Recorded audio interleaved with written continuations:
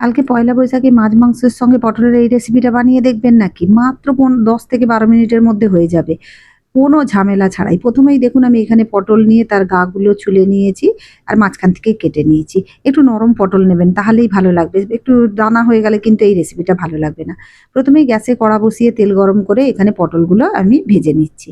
পটল একটু মিডিয়াম হিটে রেখে ৩ থেকে ৪ মিনিটের মতো ভেজে নেবেন। পটল একটু ভেজে নিলে খেতে ভালো লাগে। তাছাড়া এই নয়, অনেক রেসিপি আছে যেখানে না ভেজেও করা হয়। পটলগুলো দেখুন কালারটা চেঞ্জ হয়ে গেছে। খুব বেশি ভাজার দরকার নেই। ৩ থেকে ৪ মিনিট হলেই হবে পটলগুলো। এইভাবে তুলে নেব। না হলে একেবারে পটলগুলো শুকিয়ে বা বেশি ভাজা হলে একেবারে নেতিয়ে পড়বে। এইভাবে একটু গোটা, গোটা থাকবে, তাহলে দেখতেও ভালো লাগবে। পয়লা বৈশাখে রান্না করবেন বলে কথা।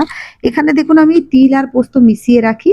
আমি এখানে ৩ চামচের মতো নিয়েছি। আপনারা এখানে ২ চামচ পোস্ত, ১ চামচ তিল নিলেই হবে।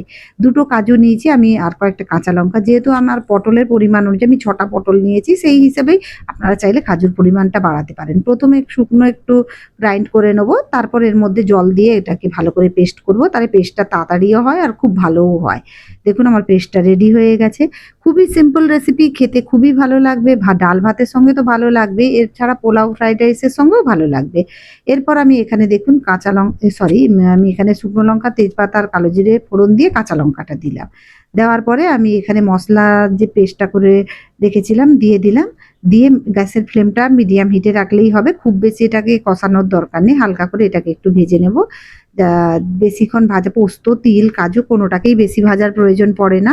এরপর স্বাদ মতো লবণ দিয়ে দেব। দেওয়ার পরে আমি এখানে আবার মসলাটাকে একটু নেড়েচেড়ে নিলাম। দেখুন মসলাটা একটা সুন্দর গন্ধ বেরিয়েছে।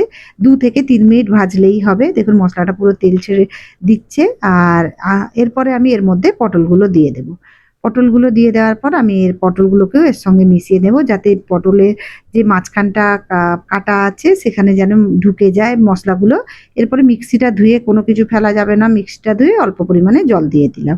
যাতে পটলগুলো একটু ডুবে, ডুবে যায়। আর এটা যেহেতু কাজু আছে, তিল আছে, পোস্ত আছে, এটা খুব তাড়াতাড়িই ঠিক হয়ে যাবে। এবার আমি মিডিয়াম হিটে এটা ঢাকা দিয়ে ৪ থেকে ৫ মিনিটের মতো ফুটতে দেবো। কারণ খুব বেশি ফুটলে পটলগুলো একেবারে নেতিয়ে পড়বে, সেদ্ধ হয়ে যাবে। এইরকম অবস্থাতেই করে নিতে হবে। দেখুন পটলগুলো গোটাও আছে। দারুণ একটা রেসিপি, পোলাও, ফ্রাইড রাইসের সঙ্গে তো খুবই ভালো লাগবে। তাছাড়া আপনি যখন বাড়িতে গেস্ট বা নিজেরাও খাবেন, পাতে সার্ভ করবেন যাতে দেখতে ভালো লাগে সেরকমও তো দেখতে হবে। দেখুন এবার আমি কিন্তু গ্যাসের ফ্লেমটা একটু বাড়িয়ে দিলাম, যাতে করে এটা তাড়াতাড়ি জলটা শুকিয়ে যায় আর উপর থেকে তেল ভাসতে শুরু করে। দেখুন তেলটা ভাসতে শুরু করেছে। খুবই সিম্পল রেসিপি, জানি আপনারা বানিয়ে থাকেন। আমি কিভাবে বানাই সেটাই শেয়ার করলাম। চলুন তাহলে গ্যাসের ফ্লেমটা অফ করে দিয়ে গরমাগরম সার্ভ করে দেওয়া যাক। আপনাদের কেমন লাগলো অবশ্যই কমেন্ট করে জানাবেন। পারলে একটা লাইক দিয়ে দেবেন।